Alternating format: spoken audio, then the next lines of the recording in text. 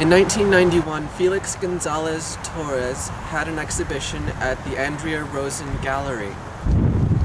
It was a four-part exhibition beginning with a photography exhibit of inscriptions in the Theodore Roosevelt Memorial.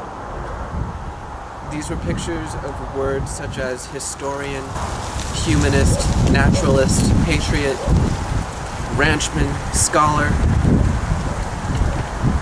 After the first week, all photographs were taken down, except for three. These three photographs were of the inscribed words: soldier, humanitarian, and explorer. In the middle of the bare gallery, Felix placed a platform with a string of lights across the top of it, and had a go-go boy come in and dance wearing only silver bikini briefs, sneakers, and a Walkman. And he would dance and leave just as quietly as he came. After a week of exhibiting this performance, the platform was taken out along with the photographs, and soon a bed of candy was in its place. This piece was called Placebo. Simon Whitney discusses Felix Gonzallez-Torrez's go-go dancer platform. For the go-go boy and his shiny silver briefs is indeed all these things and more, as the piece implies. Like so many others, he is soldier on active service, manning his post in a war zone of homophobia, of censorship, anxiety, hatred, fear, loss.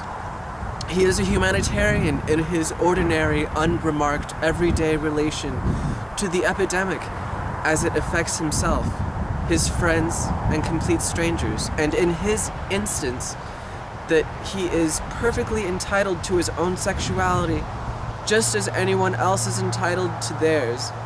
An explorer who has dared to leave home to set out against all the dreadful pressures of homophobic education and popular culture. He has come out as a gay man, explored his sexuality, and has now stepped courageously into the spotlight of exhibitionism, knowing himself confidently as an object of desire for other men, daring to be shockingly sexy in a world that must go on. And his HIV status? We don't know. Nor is it the issue, which is precisely the point. Gonzallez-Torrez made portraits with text, putting significant dates and titles following them. His self-portrait was expressed in two bands surrounding four walls of a room. And the doorway to enter this portrait was covered by a curtain of beads. Felix's beaded work was incredibly interactive. The viewer had to walk through the curtain of beads. For instance, in Water, or untitled, subtitled Water, this would allow the viewer to experience the artist's deep relationship to the sea, having come to America from Cuba. Felix's use of everyday objects adds to how well his audience can relate to his artwork, combining public with private in a very subtle way.